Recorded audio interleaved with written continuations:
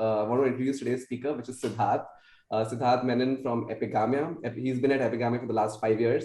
So when I talked to Siddarth, right, and I told him about DTC program, he's like, but Epigamia is a digital brand which just became digital. We started selling offline first, right? And so while we all know Epigamia and love Epigamia for the products that they do, so that's been an expert in scaling Epigamia offline, and it's actually through COVID that they built their D2C strategy. Before that, Siddarth also was part of Colgate Palmolive, and before that, Coca-Cola. So he really has like a decade of insights for leveraging offline as a channel, which is why when I spoke to him, I was like, there's no other better person to do this topic than you. And I think this will be really valuable for our cohort. So that being said, two things: turn on your videos. Siddarth has not seen a lot of you. I have seen a lot of you, but he wants to talk to faces. So he wants to understand and then make the session as interactive. So that's what his goal is. And if you can just do a claps gesture for Siddarth, and Siddarth, welcome to Expert. Stage is yours. Thank you so much. Hi, super excited to be here. A little nervous. I've never addressed a larger audience like this on online platform, so super nervous. But what I managed to do is muscle up about 35 slides, and I must tell you, it's muscled up because it's pretty patchy and scratchy in the little time that I got. But the idea of those slides is to sort of the three objectives that I want to sort of when I thought about what I want to achieve today with you guys is really engage a conversation. Number two is to give you a view of how do you design your business when you think offline at a very 30,000 feet. I mean, in 2 hours, I won't be able to get into specifics, or for that matter, talk about any hacks, because there are none. Unfortunately, I've tried a few and they've failed. But it's unfortunate. And the third thing is, I'm talking to 50 odd disruptors, and very often, we talk about disrupting product, disrupting brand.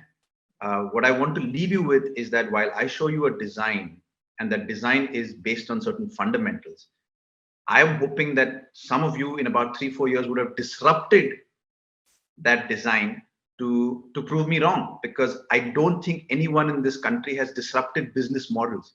They disrupted products, they disrupted platforms, they disrupted brands, but fundamentally what's going to define you as a company is the business model, because that's what's going to give you profitability and scale. So that's what I'm hoping will happen about 3 to 5 years from now, that some of you will disrupt business models. But what I will give you today is what I have learned from an offline perspective and how that's different from an online perspective. So without further ado, let me get to my slides. Again, I apologize if it's patchy. I will take breaks within slides to reach out for any questions. But in the interim, if you have any questions, raise your hand. Siddarth, you can just poke me and I will stop my presentation and answer those questions as well. But keep it as engaging and as conversational as possible. So, okay. Can you guys see my slides? Yeah, we can see it. Awesome. So building an offline presence, right? Let's get to it. So what am I going to cover today? I think the most important questions, the elephant in the room, is why the hell should I go offline? I know a lot of you would have started businesses saying, you know what, now there's D2C, I don't need to go through distributors and retailers, and I can reach my consumer. And you would have gone through a journey and you might now be in some form of existential crisis. I'm hoping that by the end of the session, you know your reasons of why to go offline. Not to say there are, but if there are reasons to go offline, these are some of the reasons that you should look at. Once we sort of identify that, and once we sort of set that tone, what I'm going to try and introduce you to is a playbook for business, right? And this is sort of the playbook, whether you're an offline, online, multi-platform. This is generally a playbook that someone can look at from a 30,000 feet. And then talk about certain aspects of the playbook that you need to definitely get right before you go offline, right? And talk about the nuances of offline, online there. And there are three aspects of the playbook that I will sort of bring in. One is the provenance, the appeal, and the business model. And I'll talk about each one as we go forward. But let's address the elephant in the room. Why the hell should I go offline? And I heard some right answers to why you should go offline. I think there was something about touch and feel. There's something about a little bit about credibility, which I think is an incredibly strong insight of why you should go offline. but I'm going to try and tell you some of the reasons why I give to people of why to go offline. And you should believe that it's a combination of reasons, or maybe one or two, that will tell you that you must be offline from the current online presence that you are.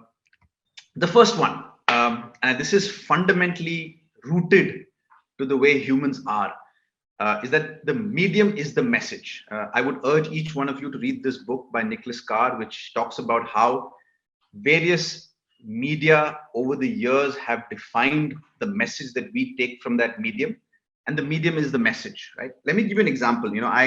It's a little off track. I heard a podcast the other day, and there was this influencer from Tamil Nadu who had millions and probably lakhs of followers, and he says that while I had all these followers and I had generally created content and I was getting great engagement, my credibility went up when there was an editorial about me in the newspaper, right?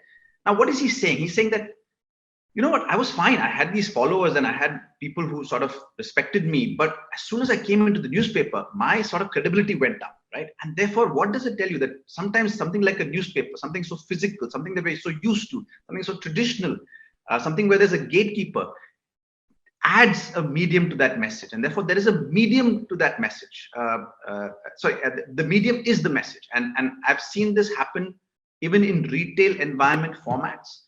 That as soon as you're in retail, there's someone that's telling you something. I had a startup who was making honey come to me and said, we want to be only online. I said, that's a great idea, but you must be in a nature's basket and provide an experience where people see your product, because that's when the credibility goes up. That's when the experience goes up. So for me, any business, just understand that the medium is a message. And when we talk about retail environments in slides to come, I'll talk about what message is each of those retail environments telling you. And therefore, every retail environment plays a role, right? There's another anecdote that I talk about very often. How many people from Bombay? Raise hands on reaction, maybe. I think we are like 10, 11. Okay, let me just 1 second. Let me try and I can't see. 1 minute. Yeah. Let me get back to the presentation. 1 minute. Yeah. So I don't know if you guys know, Bombay is there's a store in every colony. Okay, so it's not like Delhi where there are markets. Bombay, there's a store in every colony. Under the building, there's a store, right?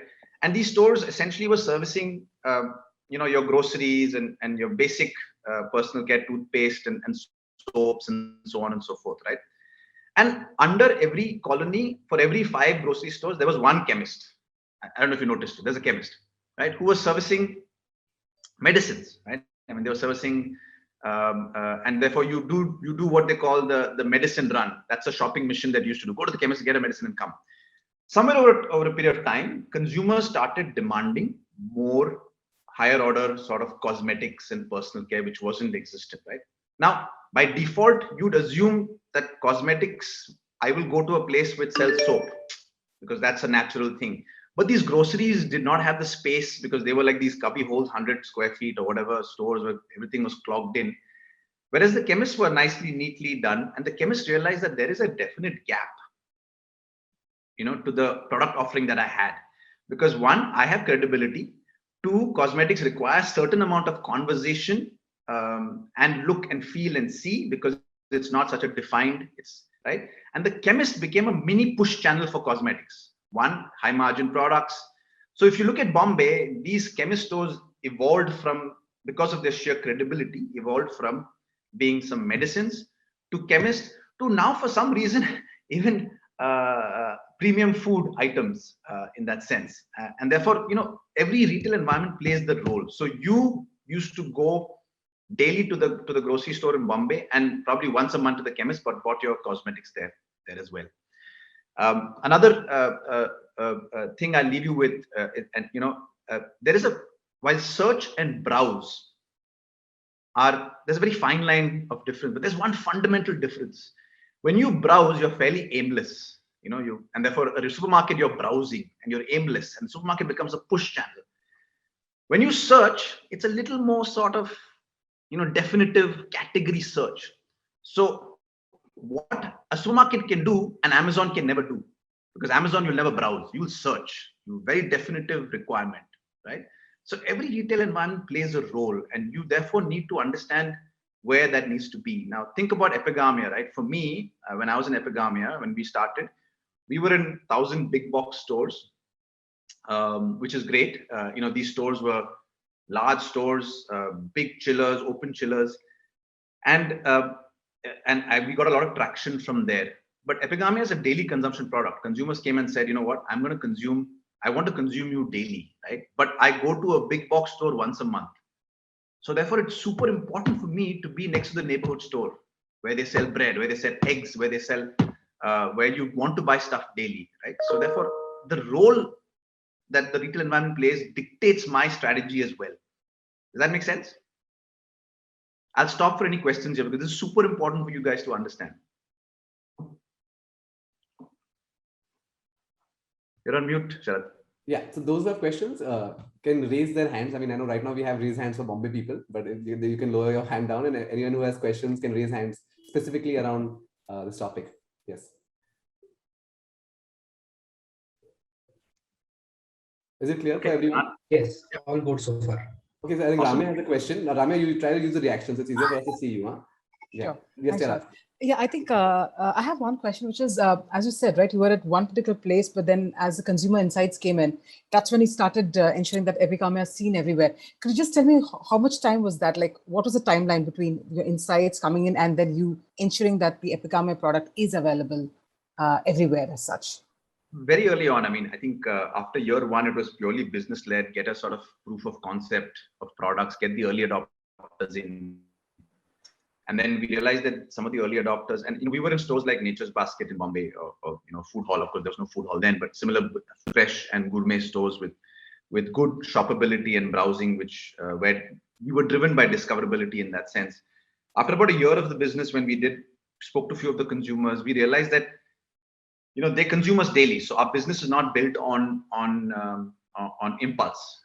They literally take 6, 12, 24, depending on their requirements. And our business was built on the fridge. And fundamentally, while that was the consumer insight, even our business strategy was, we don't want to be an impulse product. We want to be a product that you can actually buy and sell off the fridge. It shouldn't be an impulse product in that sense. And therefore, we realized that our business cannot be built by big box stores. We need to be in the neighborhood stores because our product is a short shelf life product, right? So you can't stock up for the full month. You can only stock up for a week. And therefore, we had to be behind the neighborhood stores because consumers don't go to big box stores on even a weekly basis. They go once a month or once in 3 months sometimes as well. So therefore, when we realize that what our consumers are today and what we want our consumers to behave like in the future, we realize that for our success, we need to be near them. If we're not near them, they'll only buy us once a month or once in 3 months, and therefore we'll have much lesser transaction. And number two, our access to them will be much lesser from a daily basis. Does that answer your question? Yeah, I think Ramya. Thank you. Okay. I think Zulkar has another question. Hi, Siddarth. So you started with modern trade first and then went to GT or premium GT. Was this your strategy, or after realizing from the data that you need to be in the standalone outlets as well, or you just randomly start with all of them together? No, so I think early on is just supply side economics, right? At the end of the day, it's easy to get into modern trade. I mean, easy in the sense that you speak to one person, he or she gives you 100 stores or 1,000 stores depending on your needs, right? So that's the easiest thing to do. And you can service them directly and you don't have to worry about going through distributors. So from a supply side, it's the easiest thing for anyone to do, and everyone should do that. It's like, I'd rather be on Amazon first before I get to modern trade now, because that's the easiest thing for me to do. So from a supply side standpoint, those are the easy things to do. So you should do that. But from a demand side, you should then identify where your consumer, what's the category. Like if you're a cosmetic player, you should be in chemists, right? For me, it's not important to be in chemist because there's no category there. For me, it's not important to be in the C&D Kirana because there is no category, and I'm still looking at getting my first 1 crore consumers. The day I look at my 10 crore consumers, That's when I need to get a kirana. So the demand side will then dictate thereafter where you need to be. And the demand side is incumbent on the type of category, what is your reach, how often you want them to buy, and of course, some of the retail environment dynamics that play out after that. So with these modern trade outlets, do you service them directly as a key account, or you take a super stockist or a distributor route there? That's truly dependent on how you want to go, and you need to hold that thought. And I'm going to share something about middlemen. You can do both. For us, because we were a cold chain company, when I mean cold chain, our product had to be kept under pristine, under 4-degree temperature. There wasn't any middleman competent enough to manage that cold chain. Number one. Number two, even if they were competent enough, we were too small to even demand stuff from them. So we took it upon ourselves to service those modern trade stores directly. Yeah. If you're an ambient product, it always makes sense to supply to modern trade DC. Now you can decide. When I mean DC, they're distribution centers. So you supply to the Bombay, and then they sort of disaggregate it and break bulk and send it. But again, you could go through a distributor who will manage credit, and I'll talk about certain things that they manage, so you can make that choice. Or you can say, I want to control this at a very early on because it'll help my learning curve, and then I will pass on that to the distributor. So it really depends on what you want, and there's a pros and cons to both, which I can talk about later. Cool. Thanks. Okay, can I move on? Yes. So let me share screen again.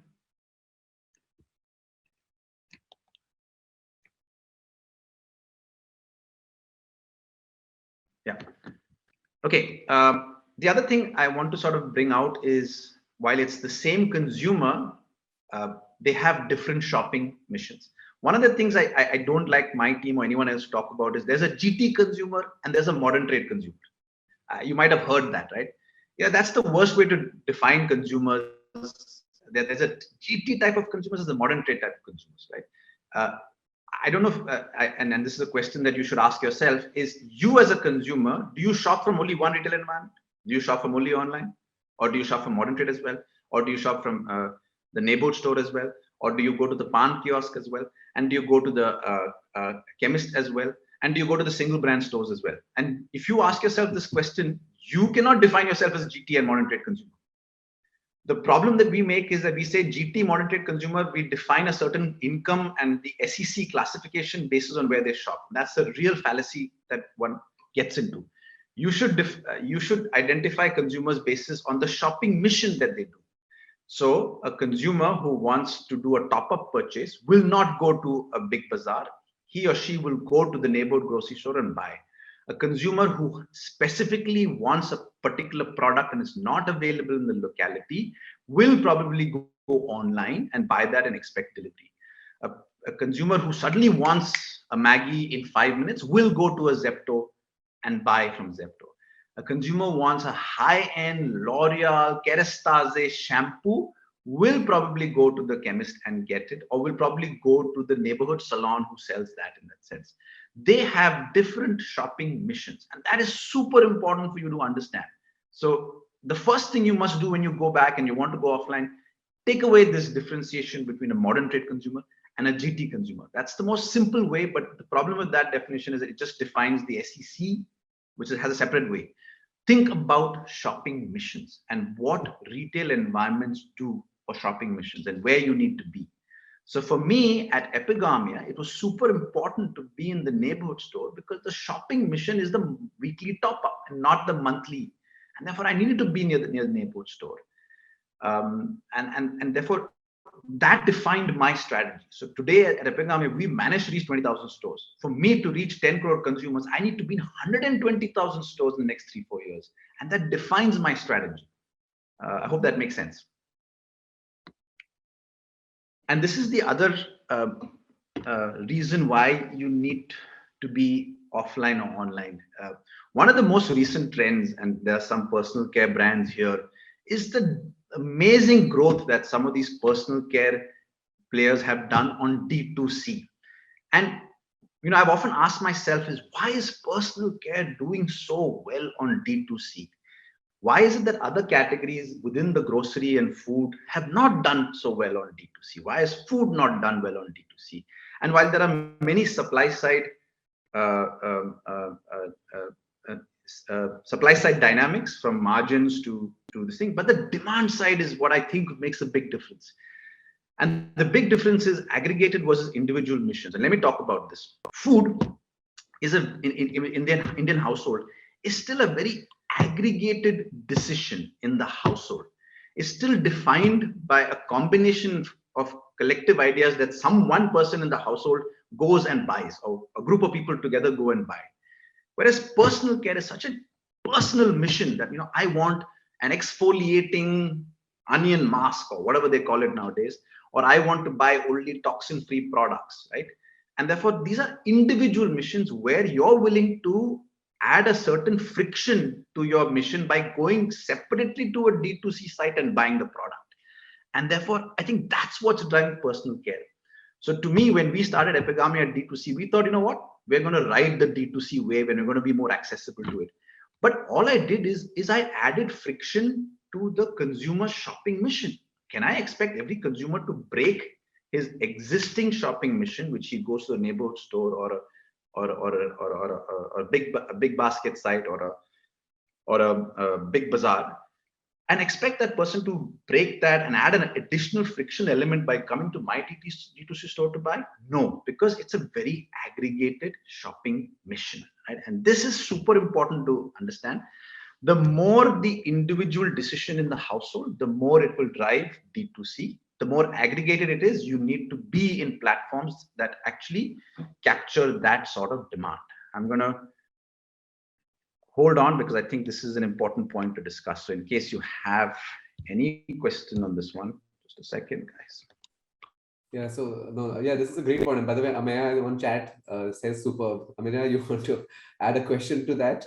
I totally, it was a very interesting insight, because that can also drive our product strategy, right? In terms of how we define and how we can think of new products. So thank you for sharing that. It was like an aha moment for me. Yeah, I agree. I think also differentiates between platform versus, being on your own store, right? From an aggregated or individual perspective. And anyone else wants to idea? Ajit? Yeah, Siddarth, this is Ramesh from BioBasics. Can you just talk a little bit about that last point you made?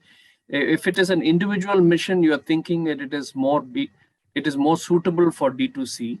But if it's an aggregated thing, it is so. So I'm coming from the grocery space. So I'm looking at, it's an aggregated decision, right? It's not like everybody doesn't buy their own grocery. So it's a grocery decision, aggregated decision. So would you say it is more of a offline thing as opposed to a D2C thing? Yeah, I would think so. Not to say that your D2C will not do well. So for me, so let's look at it this way, right? There is a grocery mission anyway the consumers doing, right? The consumer really wants his or her requirements to be met in that mission. The more friction, the more missions you add, the more likely the consumer is going to exit that mission, because he or she wants the missions to be within that one mission. He or she wants the products to be available in that one mission, right? So some of the great personal care brands that have done well on D2C have provided a product where they don't get anywhere else, right? And therefore the consumer's willing to because the product is so great, willing to stay away from the existing mission and go to the D2C and buy. Now, give you an example of Mama Earth. They've done amazing work. They've managed to sell great products, and consumers are willing to break their existing mission and go to the D2C and buy. And as Mama Earth becomes more available on other platforms, what will happen is they'll stop going to D2C, because you have now made it easier for the consumer by adding that product to the existing mission. Does that answer the question? Oh, here's a twist to this. So it's not just plain grocery. I'm actually trying to sell organic grocery. So that's a kind of a different, a little sliver there, which, less than 1% of the people wanting to go there. So then I'm kind of a little confused as, okay, is it D2C thing or is it a offline thing? And we by the way, we are doing both, but we always constantly debate as to where do we put our capital. Yeah. So are you trying to be a platform? Are you trying to be a branded product? What are you? Branded product. Yeah. We offer all kinds of grocery items in our brand.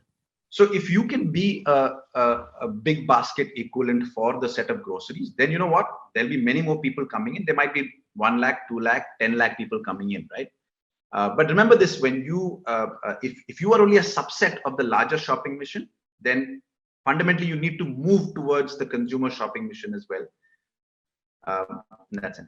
See, one of the reasons why Amazon, also another reason why Amazon and Big Basket will always do better than a D2C site is because there's an existing shopping mission, there's an existing relationship, there's an existing trust that platform provides, right? Which after a point in time, D2C, how many D2C websites can a person go to, right? So if you provide, let's say in a household, if there are 10 or 20 grocery items and you provide only 5 and they come to you for 5 and they have to go somewhere else for another 5 and somewhere else for another 5, that's a lot of friction for consumers. Consumers want life to be simplified, right? Sorry, an off topic. I would also urge you all to go ask yourself, why has subscription not done well in India? Right? It's just fundamentally, yeah, consumers have a particular product, and there are various reasons. One of the reasons is subscription works well with Amazon and Big Basket. A D2C site doing subscription is a big friction for the consumer. So there are various friction elements here. So I would urge you to say that, you know what, you can create your brand on D2C, but if you are providing only one half of the requirements that they need from a particular category, or you should try and be offline as well eventually. Thanks. Shilpa and then Ajit, I think you have a question. Sid, just let me know, by the way, if you're running short on timing for slides, because you have, I think, a lot of slides to cover. You can. Yeah. Don't worry. Okay. Shilpa, yeah. Hi, Siddarth. Thank you very much for that very insightful and a total aha moment. But what I want to understand is, during the pandemic, where so much of retail was shut, okay, and I'm a food brand, so I know the challenges of retail and online, offline, all of it. Have you seen a change in this aggregated behavior that you spoke about? Because retail was shut in most parts of the country, So what changes did you see during that period? So I think when retail was shut, so obviously in such extraneous circumstances that you have no control on, there is no conversation of friction. You're willing to get the product from wherever you are. In fact, consumers even said, you know what, and from that point in time, it was a security and there was insecurity about my existing platform not providing me what I want. So consumers went to multiple platforms. They subscribed saying, you know what, I don't know if I'm going to get my milks. I don't know if I'm going to get my creams. I'm going to subscribe. So I'm secure. So the consumer insight there is, and this is deeper, I'm sorry, this is getting into more consumer, is you wanted control, right? And in control environments, you will do these things.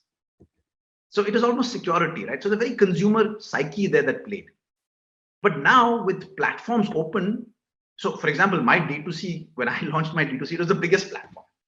And you in the organization, we were like, wow, guys, we can be a D2C player. It's amazing. We don't have to worry about offline.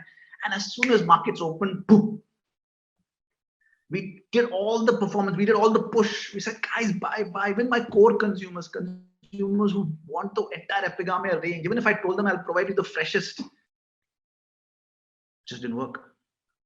Okay. It is a huge friction moment, and you have to be rooted to the consumer. Please understand how many, in fact, one of the good things you guys should do is how many platforms, be it D2C platforms or retail platforms, how many platforms do you buy from in a month?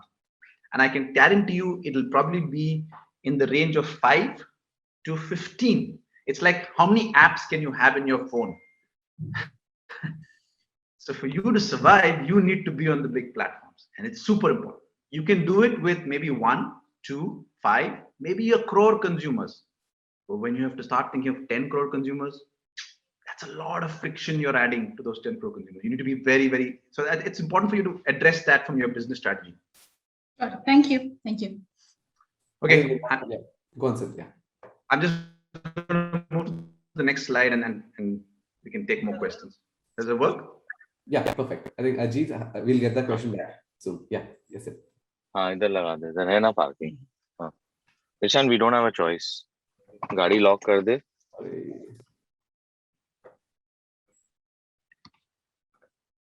Yeah, the next question you have to ask yourself is why I need to be offline, online, and what platform I need to be. Is, I think, if you all haven't asked yourself this question yet, is in my 5 years, how many consumers do I want to go, right? If it is 1 crore consumers, you should be able to survive within a D2C and online and some critical stores format. If it's a 5 crore consumers, you might need to expand yourself to new formats. And if it's a 10 crore consumers, you might need to be nearer to those consumers. So I think it's important to realize which stage, one, how many consumers do you want to go in the next 5 years? And which stage of your journey are you in before you start moving in? So for Epigamia, while I was within the first 10 lakhs, I could be in the big box stores and the big neighborhood stores. But as I'm now moving to 1 crore, the pressure for me to go to neighborhood stores, the pressure for me to go to more markets, the pressure for me to start getting closer to the consumer is becoming that much more.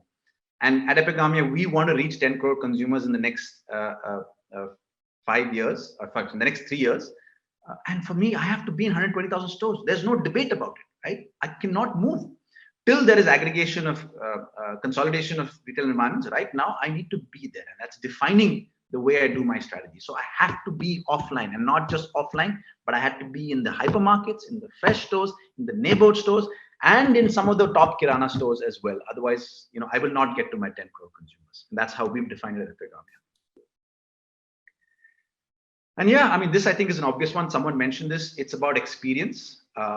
And the touch, the feel, and if your need to be offline is only experience, then you just have some flagship stores. Then it's about saying, what, I'm going to provide the experience, I'm going to provide the credibility in 1-2 stores within the geography, and the transaction might still happen online. So that's how you so experience also defines whether you want to go offline or online. And so for some people, it's just about having that one flagship store, but really provide the experience, provide the brand, provide the browsing, and then build transaction through the online store. That's still possible if this is the reason to go offline. And really, one of the things that I would urge you all to leave is don't get sworn in by this word D2C brand, right? D2C is a channel. D2C and online, what they do is, and this is fundamental, is for the consumer, it solves for the friction of search and the tyranny of locality. What that means is the neighborhood store that doesn't allow you to browse and search. So what online does is you put that specific requirement and tells you what to do. And the tyranny of locality is about the neighborhood store or the modern trade has a restriction on space and how many SKUs you have. So the long tail really gets sorted out by digital, but it cannot be the basis of your strategy. The basis of your strategy, fundamental basis of your strategy, should be on category and brand, right? And therefore you are a brand, and I want all of you all to leave this room by not calling yourself D2C brand, by calling yourself a brand, right? And then you dictate where the consumer is and decide whether it's D2C, whether it's e-com, whether it's a combination of platform, whether it's a single store. That's how I think people should think about businesses in that sense. Any questions? Yeah, Amaya has a question. Amaya. I had a question regarding that experience for us. So yeah. How should one think that, okay, for my brand experience having an experience store is good enough? So for example, we are a healthy snack brand. We sell snacks focused on nutrition. So we were contemplating whether to invest in GT first, or we should first have some experience stores, because we have the SKU variety with us to make that happen. So how should one think about if this is good enough, if this is like a midway before jumping fully offline? So, so there are a couple of reasons why you should drive experience. If there's a huge friction for making a choice, so clothing, for example, there's huge friction, size-wise, bunch of other things, right? For example, milk is so simple, you don't need to make an experience store. Why create an experience store for milk? There's no point, right? So there's a huge friction in choice. If it's something completely new, like for example, when we launched a spreads made from ghee, we're like, ye to bhaiya experience karna hai, because beyond a point, what do people get out of it? Ghee, spread, chocolate. My God, there's so many points of this thing. So we said, no, we have to create experience in stores, which of course we've not been able to do, but that was one of the legs that we called out. So I think there's a great friction of choice, number one. Number two, if you got so many products that you want to engage them in all, so while you're rooted to one category, but you have many, many products, then it's good to have an experience store, right? In that sense. So for example, we said that yogurt makes sense to have an experience store, because while yogurt is maybe, let's say, a snack, but I can do so many other things with yogurt. I can do smoothies, I can do mix it with granola, I can make a cake out of it, I can make bread, I can make dips. So you suddenly expose the consumer who thinks yogurt is a snack or a dessert to many other things that they can do. So you provide an experience in that sense. To me, intuitively, if you're a snack, you don't need to provide experience, because people understand snack. I don't think people don't understand snack. If it's a high friction ki ye snack, isme ye aise banta hai, this is what baked is, then you start providing experiences. But it has to be an important part of your strategy. And when do you activate it?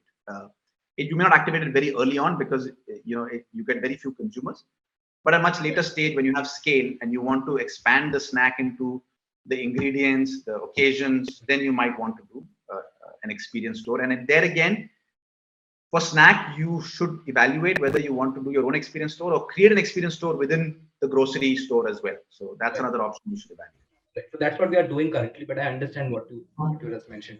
So we are into a kiosk format right now, but thank you for sharing that. Yeah, that's fine. Perfect. Okay.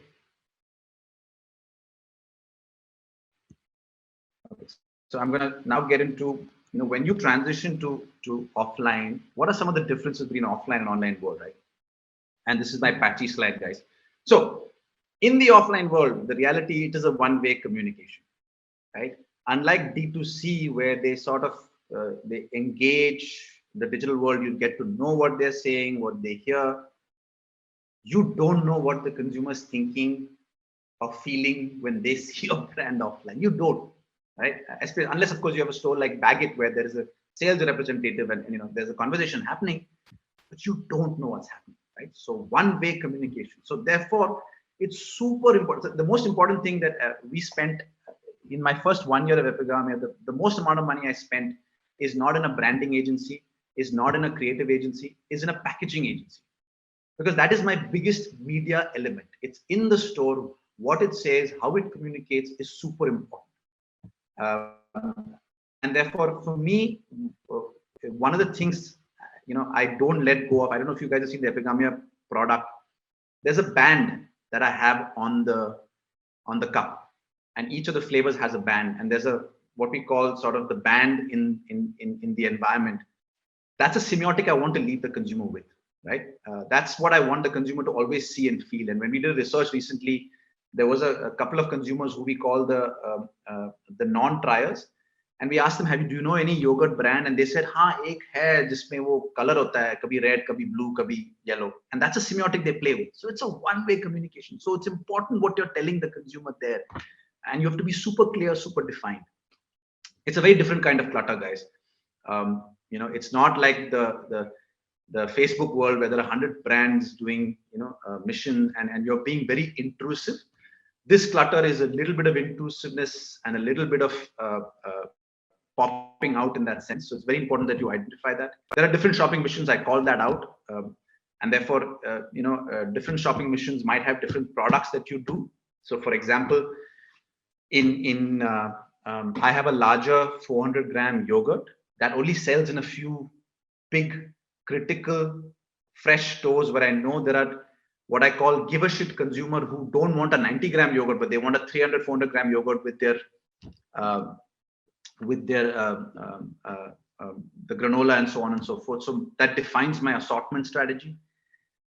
A large set of offline players, and this is another insightful thing.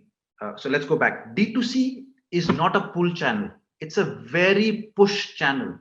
And you've seen that the more money you spend, the more eyeballs you get, and the more people probably transfer. You spend excess amount of money, of course, it might screw up your ROAS, but it's a very push channel. You're pushing, you're getting people, hello, listen to me, buy me.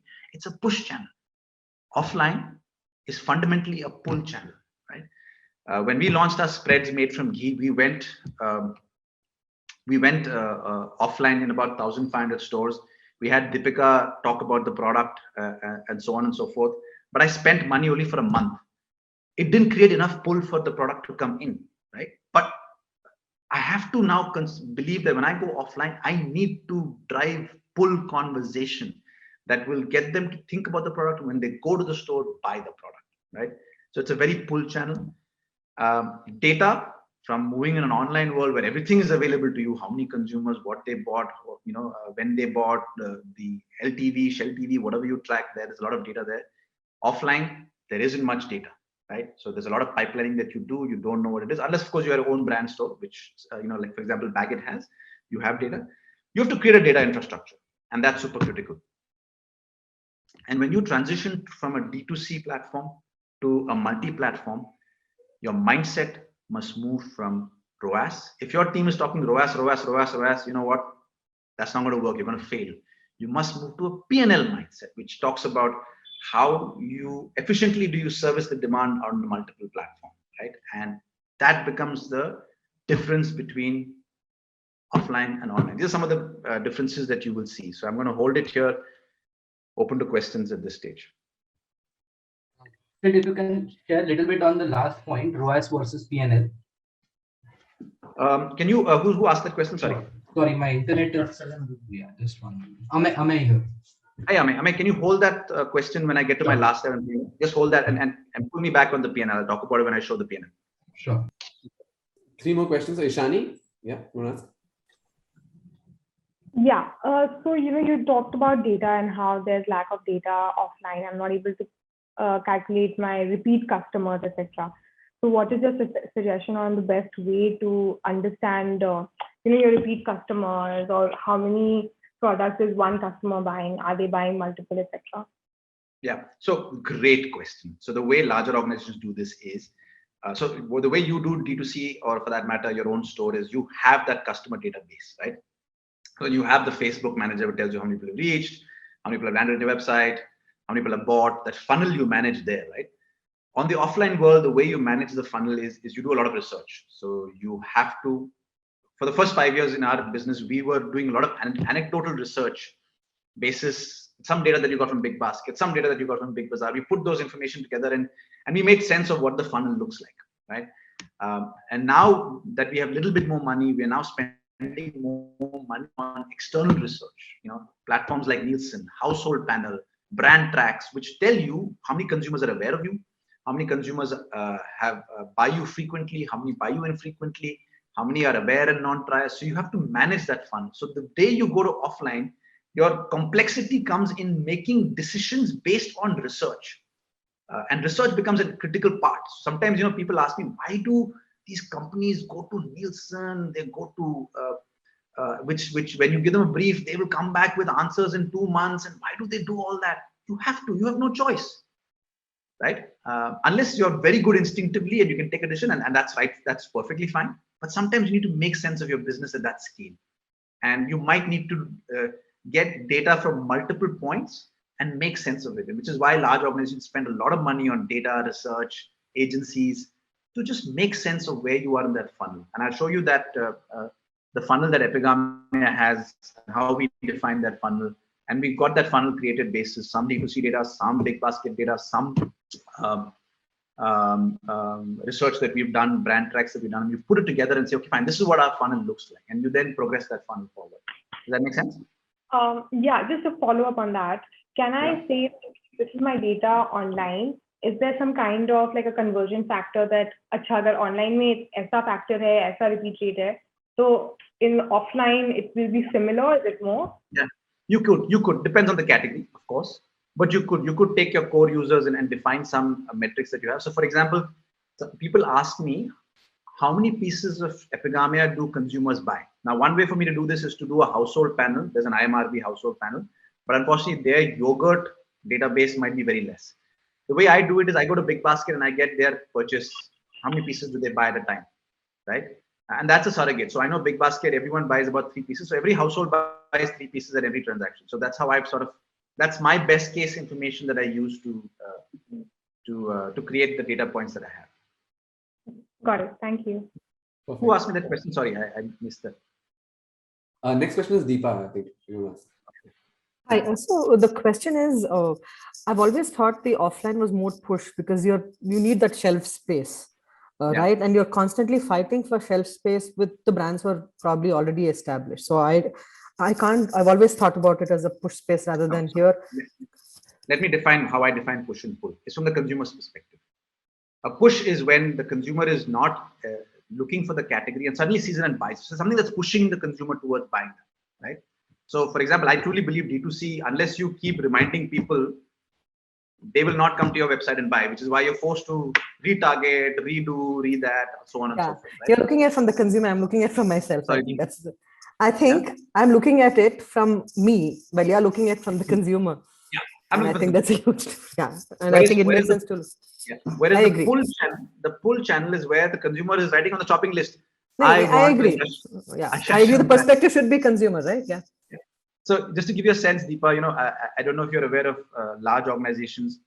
50% of the business comes from wholesale, right? And wholesale is the ultimate pull channel in this country. If anyone tells you wholesale is push, then you're obviously doing the wrong business. Because think about it. If you ever sit in a wholesale channel, I've seen retailers come to wholesale and say, "Yeah, mujhe ek tube 200 gram Colgate chahiye. I need one tube." And I'm like, he just wants one tube. And you know what that retailer is doing? He's servicing that one consumer that the retailer has who has demanded a 200 gram toothpaste. The retailer actually, when retailer goes to wholesale channel, he says, "Mujhe Pond's powder chahiye." So the guy gives him the purple one. No, purple one, no, pink one. So the retailer is actually catering to that demand. So it's a pull channel, right? Does that make sense? Yeah. Okay. Awesome. Any other questions? Yeah, Tiger and then Sapna. Actually, we have 4 questions. 4 people stand up. Yeah. I'll take 2 and then I'll move on, guys. Sorry. Perfect. So Tiger. And yeah. Good morning. Very, very invigorating morning. Thank you. Very excited to hear you, and makes a lot of sense. I like how you kind of make things into almost little like verbal strategies. So very, very cool. Thank you. I am trying to absorb what you're saying and extrapolate it to my business area, and I just wanted to have a quick chat with you. How will you extrapolate all the knowledge that you're giving us and move it from a brand a area which is consumables to a luxury brand, let's say maybe in accessories, maybe in apparel, maybe in home, can you kind of talk about the little fundas that you're kind of giving us and extrapolate that into a luxury segment as well, please? Yeah. So, luxury brands, you'll never see an LV in Shopper Stop. Never going to happen. It's never going to happen because the medium of the message of Shopper Stop is massy and everything under once. Right. You'll never see an LV in a Shopper Stop. Why? Because LV doesn't want to tell you that we are massy. Mm-hmm. You want an LV, you travel from Chandigarh to the Emporio Mall. Yeah. And I don't know if you know it, but whenever Emporio does festivals, maximum sale comes from Punjab, by the way. Yes. Right. So luxury has got this sort of scarcity, exclusivity. I'm willing to travel a distance. So brands like Good Earth, to some level, even Nicobar, will do their own stores. Right? They will not be available because the medium is a mess. If once Nicobar becomes available in a Shopper Stop, you're like, hey, what's happening here? Right? So the medium is the message, right? So luxury plays a huge role on scarcity. So it's a very pull driven by scarcity, pull driven by brand image, pull driven by pricing, right? You don't want to be 20% premium. You want to be 150% premium from the category or 300% premium. Right? But so if Nicobar is an Amazon, but it has its own standalone stores, do you think that's a juxtaposition? Absolutely. So for example, Nicobar should not be available in a store unless they decide to do another brand called Nicobar X. No, I'm saying that if they're available on Amazon, which is more mass, but it's also, I guess, a hygiene check, Yeah. But if they're available on Amazon and they have a standalone store, do you think that's a juxtaposition, or that makes? It could be. There's nothing wrong in it. You might still get more transaction. You might still get more business. But what does it do to the brand? You should be very aware. It might move to the mass side. And Nicobar can do it because Nicobar is probably a 20-30% premium. So it's not that bad. But an LV to be available on Amazon, whoa.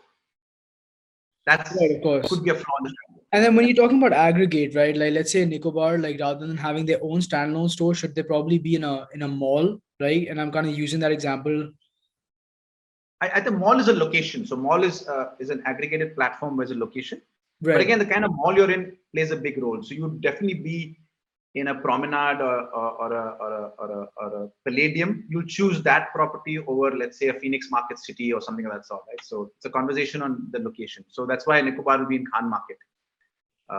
which is just the location for Nicobar to be. That's where the consumer goes. That's what the Khan market queues, various sort of reasons for that. So it has to be there, and it has the option of opening up something, I don't know, wherever it wants to, but it has to be there in Khan market as well. Yeah, it has to be. I mean, for it to win, it has to be. Yeah. All right. Thank you. Makes sense. Thank you very much. Perfect. One more question, last, Sapna, and then we move to slides, and then Sagar and Karan will just come back once in the next. Yeah, perfect. Yeah. Hi, Siddarth. Hi. Okay, so we are a classic toy brand called Desi Toys, and currently our majority of the sale is coming from offline stores. So fortunately, we are there in Hamleys, Toys R Us, Landmark stores, and many other offline stores. Now, modern retail has definitely worked out well for us, but then we've burnt our fingers when we tried the general trade for us. Now, Desi Toys is a slightly premium brand. Okay, the reason why we think we failed in general trade, and you can probably give us your inputs also in this, is we thought probably it's also about, as you mentioned in your slide, is there's too much of clutter. When it comes to modern trade, you have a shelf space, you can demand end caps, you can, probably do more with your, branding, and your entire, offering is out there. So let's say you have 50 odd SKUs, you can ensure that all those 50 SKUs are together, and you can put across your brand story really well. But when it comes to general trade, you don't have a say in what kind of SKUs they're going to pick up. And most of the times, they are the ones who would be taking the low price SKUs, right? So I thought that probably that was one of the reasons that really didn't work. And, not that the products there are not high value. So you have brands like Barbie who also sells, 1,000 rupees doll. But probably it has, probably it has a national brand value, right? So you can probably let me know that, is it that, a higher price product will sell in a general trade only if you have a national presence, or if only if you, probably promote your brand on TV or stuff like that? Yeah, no, it's a great question. And let me try and see if I can answer that. Not necessarily I'll give you a definite answer. It requires a little more thinking on this one. But, when I buy toys for my kids, instant saying I can go to Hamleys, right? And that's, I've reached a stage where I can go to Hamleys, browse, and get what I want. But, when I don't have the time to travel the 8-10 kilometers, I go to the Maya store in next to my house. And, I'm going to trust that guy to tell me what he has and what he doesn't have. So my first question to him is, yaar, I have to buy a gift for a 5-year-old. Kya hai? Okay. So he is, therefore, plays the roles of advocacy. So your strategy should be based on advocacy there and not visibility, right? Yes, I do have some entrenched brands in my head. I do have shucks, what are these toys? I don't even know the brand. They're Fun School and those Hasbros of the world. Lego, Mattel. Lego that build that either queue a particular category of toys or queue particular this thing. So Lego queues particular category. Hasbro queues games. They all queue certain categories. And some of them queue just brand trust, right? So there are those brands that have built that over donkey's years, which you don't have. So don't worry about it. Hopefully in 10 years, you'll build that brand and that'll be great. Where someone sees Desi Toys and say, yeah, Desi Toys, okay, must be good. But there's a big advocacy play in GT, right? Where unlike in a Kirana store where you give a list and you don't listen to the Kirana guy, he just gives you what you want. In a GT toy store, there's a huge advocacy play. Right? And therefore you have to play the advocacy. You have to have an advocacy strategy, which is saying, how am I going to get this person to recommend my toys? And you've got to think through that. Is it margin? Is it engagement? Which is the lever or combination of levers that will build that advocacy, right? And I don't have an answer what that is, but that's we've also seen that, as per research, more than 50% of the toys are bought from these general trade toy and stationery stores as gifts. So when a parent is buying as a gift, they usually have a budget. So, give me something in 400 rupees or 500 rupees. So maybe, that is also one of the reasons why probably a premium toy brand would not work very well there. The struggle, yes, the struggle. Again, it's a good question. How many consumers are really, so for example, today when I decide to do yogurt, at 50 rupees, I can touch 2 crore consumers. But after 2 crore consumers, I would need to get a price can become a barrier. So how many consumers are you willing to capture, right? And those are fundamental, tough questions to answer, but you must answer them, Swapna. Otherwise, you could be all over the place from a strategy standpoint. Right. Thank you. You're welcome. Okay, I'm just going to move on to the next slide. So just hold on to your questions, guys. I'll try and answer them. I don't know, Sharath, do we have an absolute hard stop at 12? Because we have a session, we will try to keep time. We can do 5-10 minutes more, okay. I think. But yeah, we should. Okay. Yeah. Okay, so let me manage time, guys. This one. I want to make sure I cover all the slides. Okay, so yeah, so this is the transition to offline, the differences that we have. And therefore, this is sort of the playbook that I keep in mind when I look at businesses or I evaluate businesses or I run the own business that Epigamia has. And there are 5 legs to every business. And this is true for whether you're online, offline, multi-platform, single store, whatever you are, right? Is these 5 sort of paths, right? It's a busy slide, guys, just bear with me. The first one is, of course, provenance, your purpose, your mission, your vision, your values, your brand, who you are, what you are. And it's super important to get that right when you go offline, because like I said, in offline, once you put it out in the store, it's in the store for 6 months for all you know. So you better have got what you want to tell the consumer in that packaging, in that pricing, so on and so forth. So provenance becomes super important, which is what you are as a brand. The next big piece is appeal, which is now what do you want to communicate to the consumer, right? The personality, your positioning, your idea, your elements, your kind of products that you throw out there. Imagine if Dettol launched not with sanitizer, but with a deodorant. Would you still attribute protection to Dettol? I guess not, right? You'll attribute look good, feel good, smell good, but you'll never attribute protection. So when Dettol sanitizer itself dictates what consumers take away from the brand. So the product strategy becomes super important. Pricing becomes important because unlike in D2C where you can charge a price on day 1 and change it on day 2, once you put it offline, changing the price could be anything between 2 months, 3 months to even sometimes a year, right? So pricing and understanding pricing is super important. Once you get the provenance and the appeal, then it's about identifying the business model that I want to drive. Who are my consumers? Attach these consumers to market, attach market to channel, find a way to go to market to them. How do I service them? How do I communicate to them? Do I need to go through middlemen and what's the strategy there? How do I do my network optimization? Where are my production points? How do I supply to them? Get a playbook for managing middlemen and distributors, and then have a creative and media playbook. That's your business model, right? That's how you sort of define. And of course, the business model can change year to year, period to period, but you must have a defined business model. And then it's about the commercial aspect, which is once you've defined the provenance, the appeal, the business model, is to look at commercials. So what are my category and channel drivers? So this is about driving business on a day-to-day basis. Right? What are my 30, 60, 90-day plans? What are my retail and consumer activations? How do I look at my campaigning and media? How do I look at rollout and alignment? How do I manage P&L, not ROAS, P&L? Because at the end of the day, it's about money, right? How much you burn, how much you make, it's all important. And while you drive those commercial things, don't forget your path, which is, if I want to get to 10 crore consumers, have I got to 10 crore consumers? How much more is left? Am I making enough margins in the company? And how do I, if not today, then how do I build those margins over the next 2-3 years? And what's my innovation pipeline, right? So this is the way I see businesses need to be done. Of course, it's a simplified version of it, but it captures every element. And I'm happy to answer any question on this before I move to the next slide. So playbook, questions? All clear? Yes, Amar. Yeah. Hi, I have a question before your first discussion, right? Acquiring modern trade and all these things. So I am in the food category. So I represent Boyo brand, right? So we are in the nutrition snacking space, right? So you told that, modern trade is easy to acquire and all these things. But the toughest part of modern trade acquisition is the listing fee plus the payment cycle, right?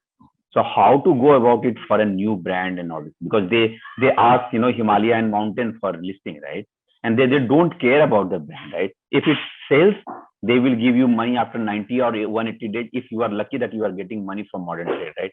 Being an early stage brand, right? I'm not asking about the power brand who established themselves like Epigamia, right?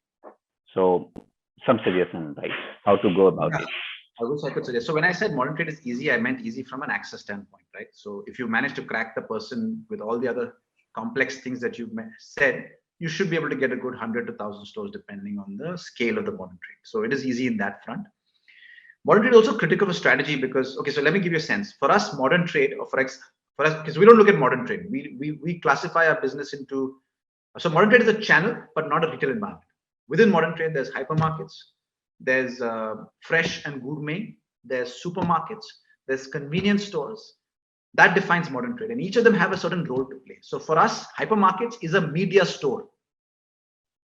It's where the consumer goes once in 3 months and sees your brand or accesses your brand or gets taste your brand, right? So all my promoters are there. So in all likelihood, my cost of operations are going to be really high there. I have to pay slightly higher margins for shelf space. I have to make it visible. It's a media store. So I think of it as a media cost for me, right? For example, one of the strategies that we had early on was not modern trade, was to be available in all the buffets in hotels. And if you ever cater to buffets in hotels, they'll charge you an arm and leg to be there. So I sold at a loss, but for me, that's a marketing cost because I wanted consumers to taste my product, right? So for me, similarly, modern trade, I know is a high margin. I know I have to pay an arm and leg to get listed, but I know that's where I get access to consumers. That's where discoverability becomes easy. So I'm paying a certain price for it, right? You're not paying the modern trade guy. Keep in mind, what am I paying the price for? And if you don't think it's worth paying, don't be there. A lot of times we get burdened because these guys charge an arm and a leg. Of course, they charge an arm and a leg. They run business, yeah. You have no choice. And you have to negotiate. But the reason why you pay more sometimes is because it offers you something that you can use for your business. And if it doesn't offer you, don't be there. Then you should spend that money, go to distributors and service stores. So yes, I know it's painful. I know you have to list, but if you have a long-term business strategy and you know there are consumers coming to that store and you know that you want consumers to experience this, it will be a loss-making channel early on. And you have to build that into your business model, right? So if I were you, I would increase the MRP. Okay, sorry, I'm giving you a small hack. Absorb that cost and get into the store. And then later worry about MRP later once you move to GP, if that makes sense. Thank you. Thanks. Perfect. Sagar, yeah, next question. Yeah, hi, Sagar this side. So my question over here would be, there would be a small challenges if you do both online and offline. So let's say if you have a AOV less than 500, that's fine. If you're into the 2K to 5K is the range of your average order value. There would be a possibility, let's say if you have a channel of, let's say around 100 distributors or dealer all across India, they also try to hop in online. They also try to sell online, and which creates a trouble in terms of pricing. So that hampers the brand credibility because there are different prices. So how we should tackle these challenges? We would like to. Great. So I don't know what nature of business are you in, just so I know, so I can answer that. We are into personal care and precisely focused on the oral care as the oral care appliances, Yeah. water flosser, So, electric toothbrush. One of the complexities, Saga, that you have to be comfortable in when you get to multiple platforms is managing price conflicts. Right. Okay. If you're not comfortable with that, then don't be into the multi-platform business because it will happen, right? You can manage it, right? And you can definitely manage it. The bigger the brand you are, you should be able to manage that, right? So if you're at a very early stage and if that price conflict is giving you greater reach, don't worry about it. Manage it, suck it in, do it. But as you get bigger as a brand, you should be able to manage price conflicts by giving the margins so that nobody gets free money. And trust me, this is another 3-hour topic which I would love to get into because it's one of the things that I truly believe that big companies manage price conflict in the best possible manner by identifying every channel, what that channel provides and how much I should pay that channel for providing that, right? Even after that, there is still price conflict, make no mistake about it, but they manage it. When you get into multi-platform, there will be price conflict. But if by adding distributors at a very early stage, it's providing you more reach, more noise, then you have to find a way to manage it, Sagar, as against say run away from it. That's the simplified answer I'm giving you, but there is a method to that madness which I can spend another 3 to 5 hours talking about, but I wish I had the time. Thank you, sir. All I want you to leave with is, if it's providing you more reach at a very early stage, then find a way to manage it. Okay, that's all I leave you with at this stage. Understood. Thank you so much. Okay, can I move on, or is there one more question I can take? No, I think we can go. We're good. Okay, awesome.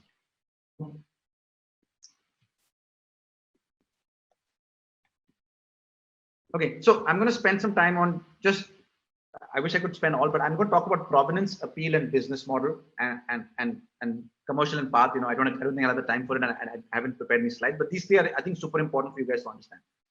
So provenance and appeal, I think this is what I call the ground beneath, right? Where you have to answer 4 important questions. Why do you exist? What do you want to achieve? And how will you achieve it? And what is the brand DNA? So let's talk about purpose, which is why do you exist, right? This is an answer that people tend to want to have. You may not have it in year 1, you may not have it in year 2, but you should by year 3 to year 5 have some answer for this one, right? And this could be just simple as why do you exist? Is it beyond profits for a larger good? If you want to positively impact something, this is how you define it. And you can define it basis what I think are 3 ways to do it. One is from an ecosystem perspective. One of my favorite brands is Patagonia. If you haven't seen it, please go online. Their purpose is very simple. We want to save the home planet. It's got nothing to do with the product, right? It's beautiful the way they articulate it. And then they've attached the product to it and the products that they sell. That's their purpose, right? Unilever, from being a product company, has now defined their purpose as make sustainable living commonplace. It's got nothing to do with the soaps and anything else that they sell. So their purpose is defined from an ecosystem perspective. You can define purpose basis your stakeholders that you deal with as well, which is, for example, Alphabet has said, making the world around you universally accessible and useful. Creating happy lives every day is Zomato's, right? Which is all about consumers and stakeholders, right? Elevate the quality of life of urban consumers. So you're talking more about your stakeholders. Or you can define your purpose to a very, very category. Like Google says, organize and make information accessible. We talk about information. Menon talks about healthy food, right? For a Nike talks about the world forward to the power of sport. So it's very category driven purposes that they define in that sense. And you can define depending on what you think is, but try and define it today. And over a period of time, as you know more about your business and your ecosystem and stakeholders, then sort of crystallize it and bring it to some shape. The second thing is vision and mission. Vision is essentially what will we achieve, and mission is how will we achieve this. These 2 slides, I'll send it to you guys as examples. I'm happy to share this one. But just look at how Patagonia has done it, right? Patagonia's, the why is save home planet. The what is to fight to save the home planet and save moments that we can connect with nature. And the how is build the best product, cause no harm, use business to inspire and implement solutions to the environmental crisis. Let's go somewhere closer to Tesla. Tesla, I guess everyone knows. The world needs to move to clean energy. Again, ecosystem. They want to accelerate the world's transition. They want to accelerate the world's transition to sustainable energy. And the how is very specific, to create the most compelling car company of 21st century by driving the world's transition to electric vehicles. Okay, that's really how people define their vision. And this is super important for you to sort of define. The next piece of the provenance is the brand essence. Now, the brand essence is really the implicit philosophy that the brand believes in. And this, once you define, should never change, because this can never change, right? It can ladder up a little bit here and there, but it can never change. What this does is it gives you inspiration and it gives you guardrails to guide action. And like I said, it's never changing. And it's really what the brand stands for in the people's mind over 10 to 20 years that you create the brand. It will not happen on day 1, but it'll happen in 10 to 20 years. And that's really what builds relationship between the brand and the consumers, right? So like I said, purpose, vision, mission, brand essence. This is all about provenance. This is about who you are. I think by year 3, year 4, year 5, you should have defined this. And how do you arrive at this? There is no easy way. This is what I call exercise of fields and semantics. We've arrived this at Epigamia by literally plotting, what is it about the name? What is our competence? What is it about the product? What is it about culture? What is it about consumers? What is it about food trends? What is it about competition? What is it about ecosystem? We've plotted the various words and the various things that come to our mind, both internal and external. And we've arrived at, what is our provenance? And I'm going to share something about Epigamia. This is an Epigamia provenance, really. At Epigamia, for example, why do we exist? We exist because we are activists of taste and advocates of health and sustainability. There's nothing that leaves the Epigamia table that's not tasty, right? And therefore, we will go crazy on taste. But as far as health is concerned, we're advocates. We're not experts. we don't tell you that protein is good for you because we don't know, right? But what we will do is we'll provide you multiple platforms of health, and we believe the consumer will truly know its balance of which health platform to have. So at Epigamia, we have protein, no added sugar, plant-based, keto. So we're advocates of health, and we believe you should lead a healthy lifestyle, but we will give you multiple options. The vision, what do we want to achieve? We want food and food systems of tomorrow to be better than they are today. That's very clear. That's what we want to achieve. That's our vision. And how do we do this? We do this by contemporizing traditional food and food systems. And the brand essence that we have is really about pushing boundaries. So we push boundaries by contemporizing traditional food. That's what we did with Greek yogurt. Greek yogurt is like dahi. Dahi, unfortunately, was what we call Robin to Batman, the little katori to the thali of food that you have. We wanted dahi to be Batman, so we gave it added protein. We strained it to give you added protein. We added some flavors to it, and we think that Greek yogurt is a snack. So for us, we push boundaries by adding flavors. We push boundaries by functional. We also gave a separate consumption occasion for what was Robin to Batman. We made it Batman. That's how we push boundaries. That's what inspires us. So we always push boundaries on our products, and that's what defines the brand. So I'm going to hold here. If any questions on provenance, I'm happy to answer, but I hope you guys got the gist of what I'm trying to say. Karan has a question. Yeah, Karan. Yeah, hi. So talking about the why, what, how, what if the brand, right now we are in our third year. So what if, I see multiple whys, and also I also know a concrete, what we are doing about it and how we are going to achieve that thing. So what if we have multiple things? Should we just focus at one particular thing, or should we focus at everything? And how do we if we have multiple things, then how do we explain that? Should we be very true to just one, or what do you think about that? Wow, I wish I had an answer to that. So this slide that you saw was year 5 of Epigamia. So we arrived this at year 5, guys. So it's not like we had a clear idea of year 1, but it made sense to us because that was what is happening in year 1. Yeah. We just went hammer and tongs, believing that consumers want fresh and tasty product, and we want to give them high protein. But somewhere over the journey, Karan, we learned that protein does not make a fucking difference. Yeah. When we went to consumer and said, "Boss, you're having Greek yogurt," he said, "Yeah, Greek yogurt, fantastic. It's great product, very super tasty." And we're like, "Protein bhi hai." He said, "Haan, but dahi hai yaar, it's inherently healthy." So we're like, "Shit," We suddenly realized that, what are we doing? We're giving them tasty food that's inherently healthy, and that defined us to be activists of taste and advocates of health. So when we launched a dahi, it flopped because dahi is not built on taste. Dahi is built on brand, convenience. And so on and so forth. So the only time we've succeeded is by selling tasty products. Yeah. Whenever we've tried to launch a mass product now, we have failed as a company. True. Right? And over a period of time, we've defined this. So yes, we also like to try different things. Yeah, we try to launch a Greek yogurt, a dahi, a mishti doi. We've launched so many products and so many failures, but now we're super clear. So yes, it's okay to try different things, Karan, but learn from those different things to arrive at what you're all about. Right? So today we will not launch anything that's not tasty. We're very clear. That defines us as a brand. We will not launch anything that is not unique, has a certain Epigamia twist to it, because that's what defines us as a brand. That's when we are successful, right? So for example, one of the products that we launched recently, Karan, is a milkshake. Yeah. A milkshake is a milkshake is a milkshake is a milkshake. And we've launched it as a Me Too product. Now as a company, we're like saying, how the hell can we push boundaries on milkshake? Yeah. So, very soon we're going to launch a high protein milkshake which is non-existent in the market. We're going to launch a vegan milkshake that's non-existent in the market, right? Yeah. I'm pushing the R&D team saying, how much more can I push this? That's inherent to the organization, right? So yes, very early on, you would have different paths. Just don't stop ideas, but reflect to arrive at, where is it narrowing down to? Where is it narrowing down to? Where is it narrowing down to? And that narrowing down should be a combination of what you feel, this is closer to me, to what the business is telling you. This is what the consumer is telling you. And you'll find that sweet spot. Got that. I got a very good idea.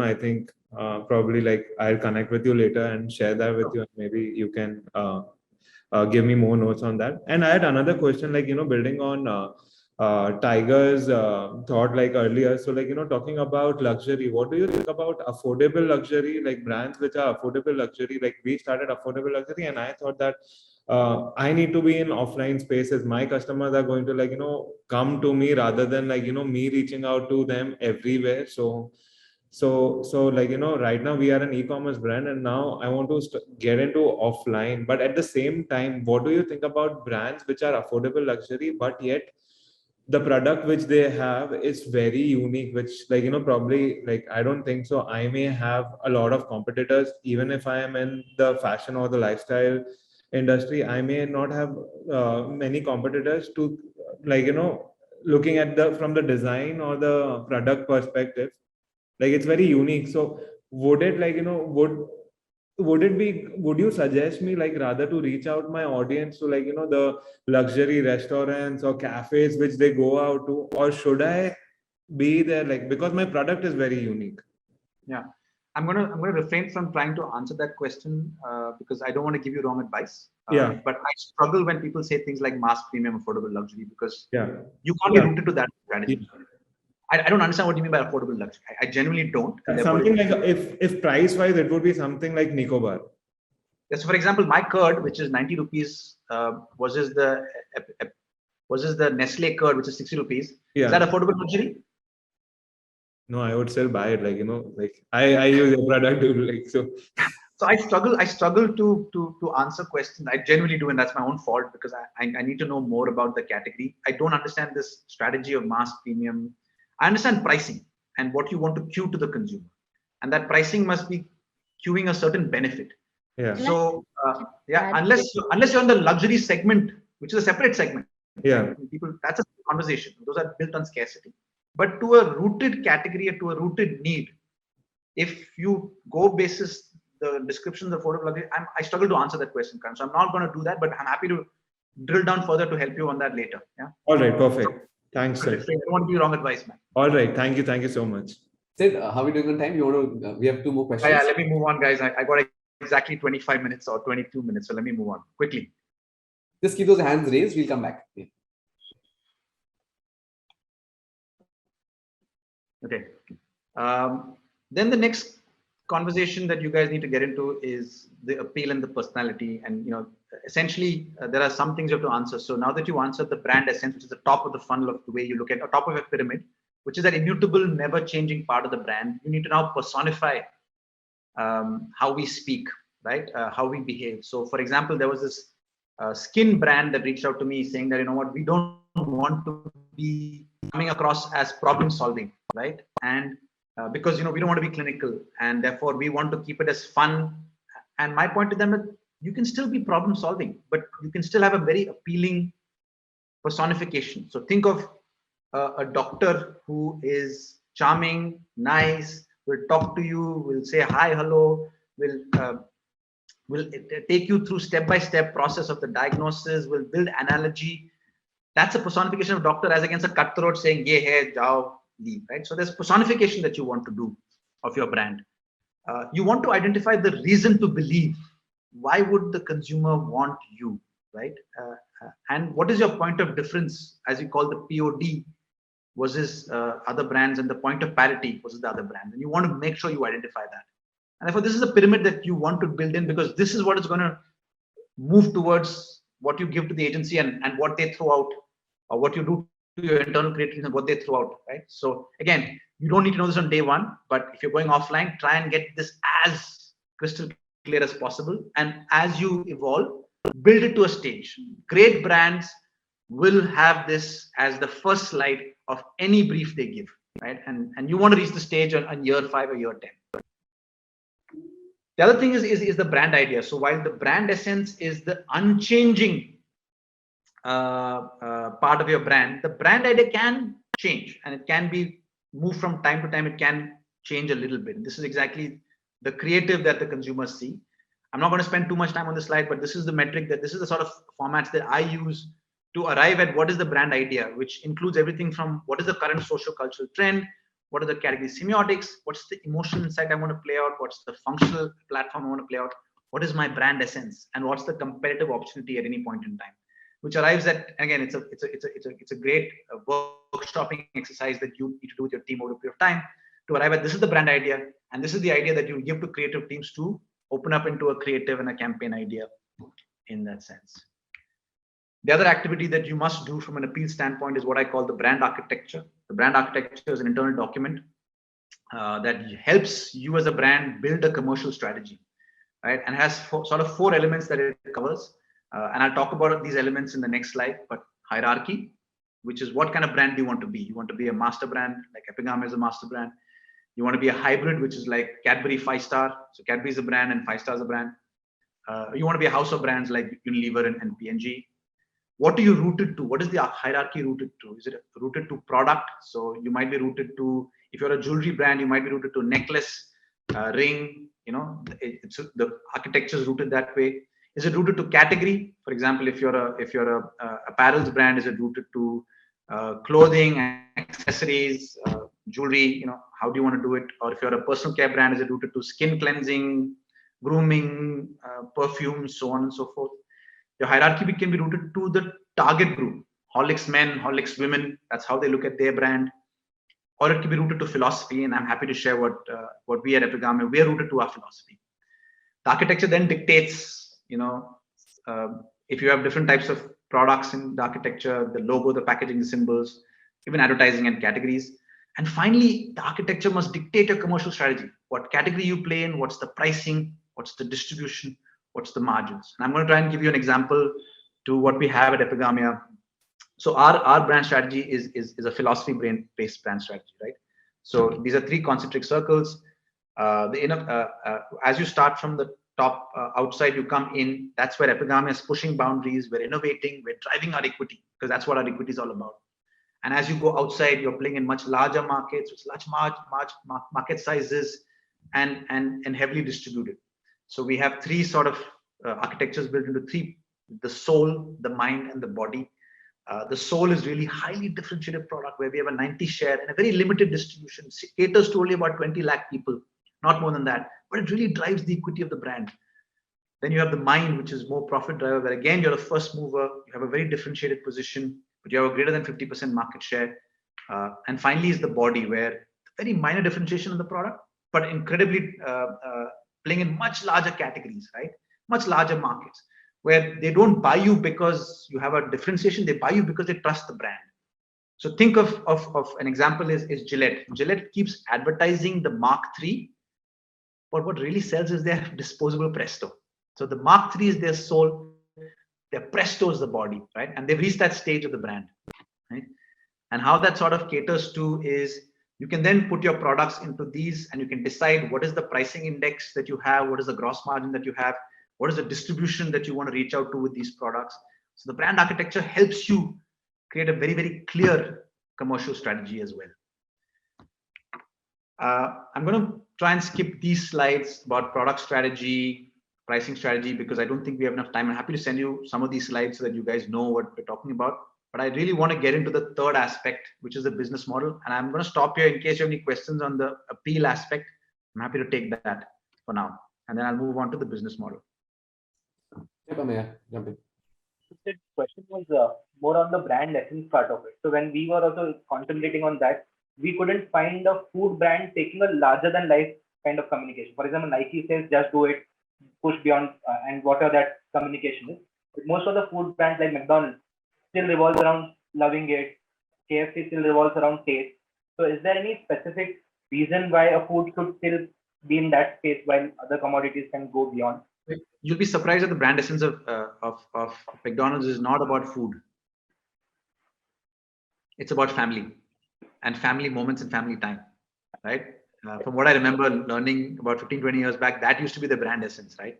Now, unfortunately, McDonald's is such a business that has been built on a franchising model that is very difficult for them to expand the brand into much different occasions. You know, if it's about family, they should be launching more experiences than just food. But they haven't been able to because their business model is such and they're not been expanded. So every brand has a different brand essence, which many consumers don't know, right? You only feel. So today also, most of my consumers don't know I push boundaries. But if there's one thing that you ask my consumers, they'll say, boss, tasty hai or kafi innovative hai, which is their way of saying that kuch to alag kiya unhone. So that's their way of defining it, right? So you know, your consumers will not define it as pushing boundaries. McDonald's are not defined as, you know, that's a great time to spend time with family, right? But It's what drives your strategy. And over a period of time, you realize consumers actually play that out in some way or the other, in the way they experience the brand, in the way they buy the brand, in the way they do it. Good brands do that very well. Yeah. So yes, you do choose a higher order because that will inspire you more. If you say my brand essence is about launching great snacks, trust me, you'll only launch great snacks. You need to go try and pull yourself further, right? Like when we started, we said, you know what, our core philosophy is about snacking. And then we realized, you know, first of all, Greek yogurt is not a snack. I have to still tell the world Greek yogurt is a snack. It's a long way to go. Then we said, what are we really about? We dug deep, yeah. And we dug deep to even the first startup that we made was Hokey Pokey ice cream. And we said, what were you doing with Hokey Pokey ice cream? We're pushing boundaries ice cream, yeah. We're making the fucking tastiest ice cream and we're giving people experience. And that's how we learned that we're about pushing boundaries, right? And in Epigamia, our definition of pushing boundaries is launch products. At any point in time, in any quarter, if I don't, as a marketing team, as a product team, if I don't launch a product, my entire team just goes poof. Kar kya rahe ho yaar? Product launch karo yaar. You know, so it drives the organization, and you'll realize how powerful it is after a period of time. It need not like a customer messaging might need not kind of be out there, and it is more about internal. Is that what? Yeah, it drives you internally first, but over 20, 30 years, you know, that's what you'll see consumers experience you as. It'll happen. Okay. Can I go next? Yeah. Who's that? Yeah. Amar, yeah. Yeah. Hi, Amar this side again. So since I'm in food, so I have more questions now. So yeah, so I just want to validation of the idea that, you know, I am implementing in my brand, right? Regarding that, you know, celebrating the higher game other than the product level, right? So as a brand, my punchline is bold as you, right? So Boyo, bold as you, where we claim that we celebrate that boldness, you know, of human, right? Which inspires us to, you know, bounce back from any, you know, adversity or any challenge like, you know, COVID or tsunami or XYZ, right? And we are building narratives around it, right? So apart from nutrition, we say that we are, you know, bold, that, you know, psychology behind this brand, right? So are we on the same thing that you are, you know, inspiring us to, you know, think and all these things? I love bold, but I wanted to expand. What does bold mean to you? What will you do to your product? So for example, when we said pushing boundaries, we've defined pushing boundaries as contemporizing traditional foods. How do we contemporize traditional food? By bringing in unique flavors, unique functional propositions, different consumption occasions. So dahi is now snack, ghee is now spread, lassi is now hunger. So we do different. So what does that mean? Unique packaging and being culturally relevant. So those are 5 pillars of our pushing boundaries as of today. So I would urge you to take bold and say, what does it mean to me? So push it a little bit more. So being bold is a great philosophy. Bold in everything that we do could be a great brand essence. But now open it up and say, what does it mean? Right? So that's how we've defined it. Yeah. So like, you know, we do say events like, you know, recently we sponsored Miss Teen Diva, right? That, you know, beauty pageant show and all these things, right?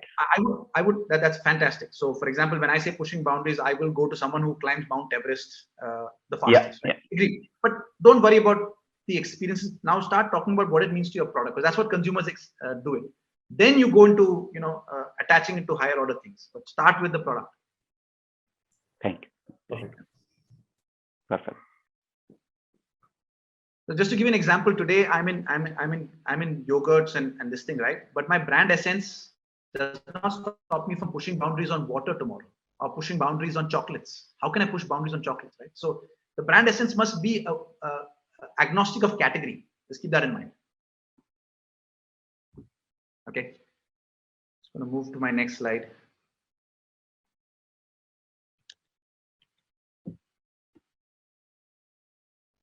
Okay, so quickly, let's go to now the third aspect that you want to get right is business model, right? And I think it's important for you as a brand to identify in the next 5 years, how many consumers should have bought me at least once or once in 6 months or whatever, right?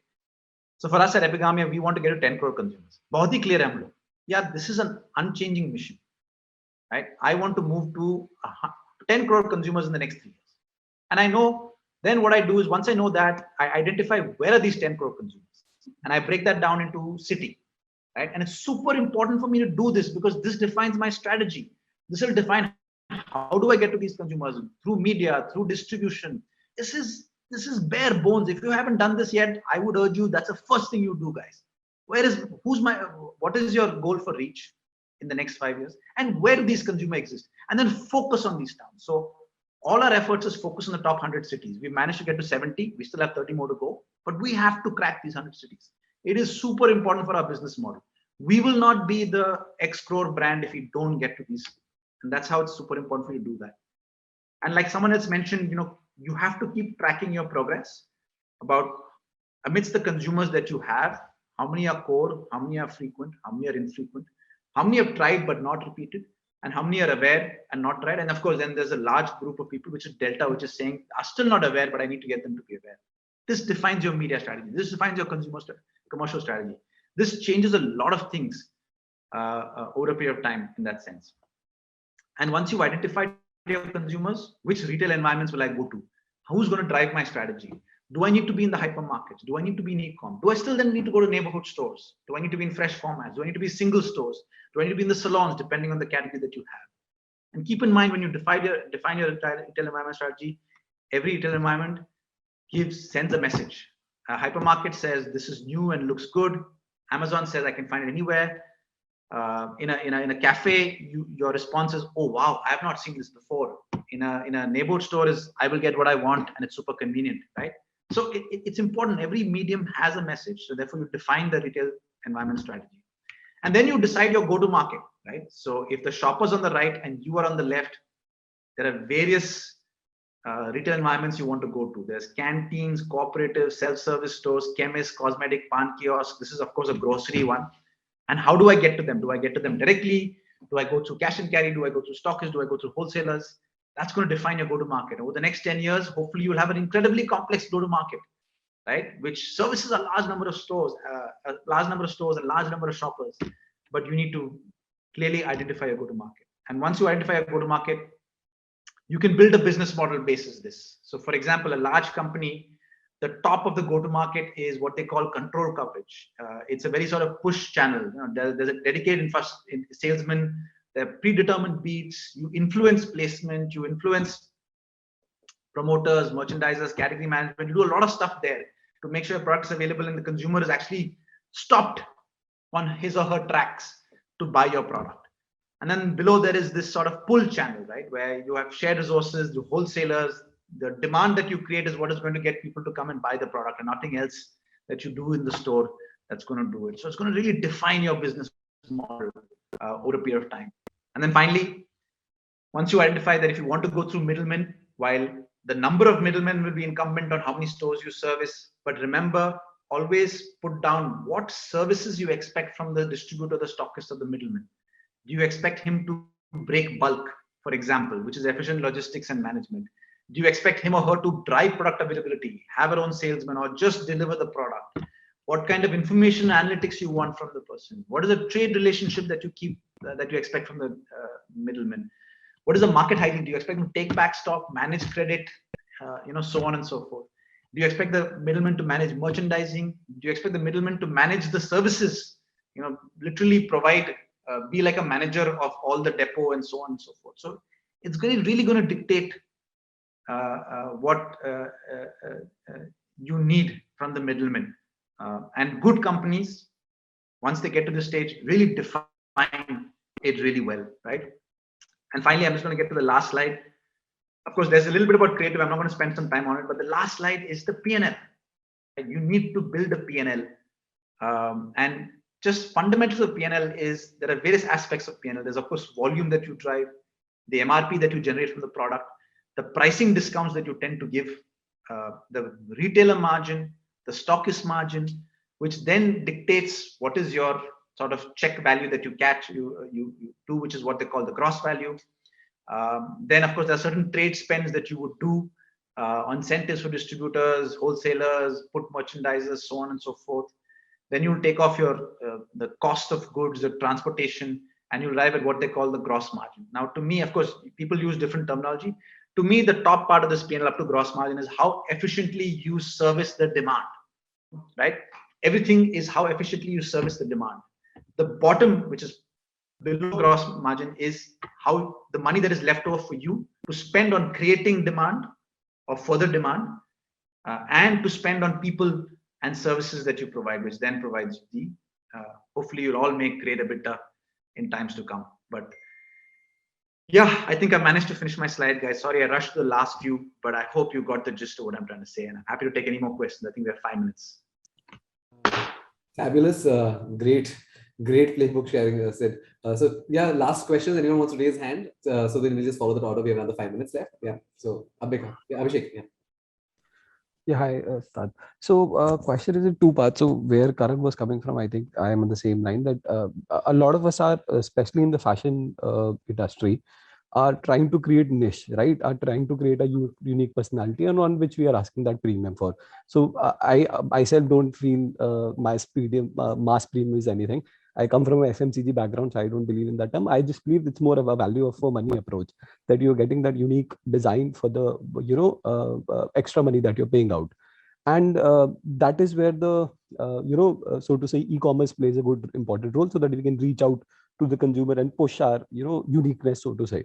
How do we convert that in a retail environment? Like, what do you think would be a good strategy if we want to go into retail? Because in fashion, retail always be an important aspect because of the touch and feel aspect of, be it clothing or jewelry. I'm from jewelry, so be it jewelry or whatever it may be, right? So what do you think would be a good strategy? So a lot of you, what you have spoken is more on FMCG. So to say, so how do we correlate those things to say fashion? So, complex answer, but let me try and simplify it, and then you can drill it down further. I think jewelry, if you want to create your own brand, it helps to have your own store to start off with, right? It's super important. I mean, I think it's like the Forest Essential strategy, right? What does Forest Essential do? They service 1 lakh consumers in this country, but they get the maximum margin out of that 1 lakh consumers. So they're happy to pay a price, right? And they've done that. They've created their own store. They've not been available anywhere else. They might be available online in that sense, but it's really driven by their stores, right? And I think jewelry also helps. If you want to create that brand, you want to create an experience that's different from other brands, then it helps to have your own brand to start off with. And that's where you should focus it. You should build your business model basis that. It'll require some branding, require some advertising. It's really, really important for you to do that. I think if that's the sort of goal that you have, and I don't know what goal you have, but I think it helps to have your own brand first from a jewelry perspective. See, jewelry, I think from a consumer perspective, jewelry is still built, and correct me if I'm wrong, Abhishek, I don't know, but I think there's a lot of trust that goes into jewelry. So the local jeweler is the big, the person who's still holding fort. So I don't think there's a brand or advocacy play there from what I know. There is none. So it is on two parts. Like jewelry, of course, it's fashion and fine. So fine, I get the point that the trust factor is there. To put it simply, that acha hum je liya wo dukaan hai to sahi na, matlab, like to put it in the most crudest language, right? But whereas when I'm talking more on fashion jewelry, even clothing and jewelry, where we feel that okay, maybe stores don't make sense in terms of pure P&L also, right? Because the cost of the retail space has gone like shot up a lot, and to your consumer is in Khan market, but to be in Khan market I need to do a certain lot of spending, and that is where D2C is, sort of say, e-commerce comes into play. So what would be if we have to go offline, what would be a good strategy to go forward? I think that is my question. I wish I could answer that question in a simple form. Then it's a little more complex, right? I mean, it's a business model conversation. Do you want to create your own stores and then create such a brand that you can then franchise it that provides the same experience? But what I'm assuming is, from what I know in jewelry, it's not easy to create your own brand in an offline space. You might still need to do advertising to create the demand, like a Kalyan Jewelers or whatever it is, but you still want to drag them back to their own store where you manage their experience. And therefore, jewelry then gives you that ability in the business model to manage all of it, create demand and also manage your own stores. So I wish I had a direct answer for you, Abhishek, but I don't know enough of the category to do it. But follow the same fundamentals, you'll get there. Got it. Fair. Okay, I think Aditya Kanal has a question. Last question. We can take one more. Yes, I just wanted to, hi, Aditya this side from Kanal. We're into fashion and fragrances. I just wanted to understand that a lot of brands are, exploring a different strategy for retail. Like, for example, Napa Dori has a Dori Cafe. So where there is a cafe along with their retail store, so that, the retention of the people at their store is much higher. Another example is Spin, which is a furniture brand, and they also have a cafe. So a lot of people are exploring different strategies on for retail, especially for retention of people in the store. So what's your take on that? Do you think that we should also, as brands, should also explore strategy which will help people to be more in the store as compared to just like a window shopping feel to it? I think it's a great strategy, right? I mean, I think the pressure on offline is to create larger experiences. The IKEA strategy is amazing. I mean, there can't be a better story than IKEA, where people not just talk about the range, but you know what, you got to go to that cafe and you got to have that food. Absolutely.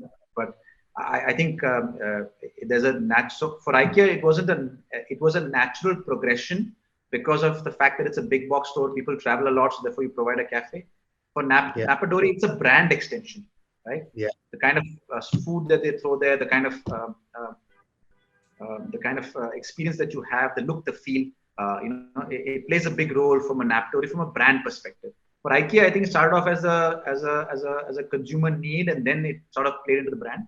So I think if you're into retail, and if you're a immersive or a brand that has to deliver experience, look, feel, adding a leg to an existing shopping mission always helps, right? So I think Napadori is seeing that, you know what, instead of me advertising on newspapers and televisions, I'm going to get people to come and have my food. And every time they come and have my food, that becomes a media element for me. So I might sell food at the lowest price, and I make money out of the stuff that I sell. So it's a business model discussion, but it works so well for Napadori because it's a beautiful brand extension from a lifestyle perspective, from a consumer perspective, right? Thankfully, they're not serving vada pav, and they're serving, for their consumer, they're serving vegan and all that stuff, because that's really where their consumer plays and their pricing plays. So they're not very well. I think execution's good. So as long as you get that right, I don't know what product you're into, but if you think there's a leg to the brand, or there's a leg to the shopping machine you want to add it. It'll help. Okay, on that note, we obviously over time, so but I want to sort of summarize a lot of these learnings which have come in. So I hope we are all, I personally stand corrected to calling ourselves more like brands and not D2C brands, right? If anything, D2C is a channel. And digital helps us sort of, if we call ourselves digital first brand, we sort of get to, test and evaluate a lot of things. And then offline is where you can actually evaluate to scale, right? And more like simplify it to be part of the customer mission and be part of that process, as opposed to making it harder for them to access you. Thanks again, Sid, for sort of sharing this super playbook within that shorter duration for us to sort of evaluate offline as a channel and sort of build our strategy very closely to where we, how we go about executing on that. And I don't think anyone of us could have done justice to sort of get that through as easily within those 2 hours for you to communicate. On that being said, you said we also have this way of saying thank you. So it's basically for your time. So what everyone does is, and you can join us, we basically, everyone turns on their video and unmutes themselves, and we play a little background music in background. And it's basically our way of saying thank you. So we put our hands in front, right? Ishan, Bharat, everyone. And then we count down between 3 to 1, and the end we go team. Okay. So everyone's unmuted, I hope. Ready? 3, 2, 1. Go team. Go team, everyone.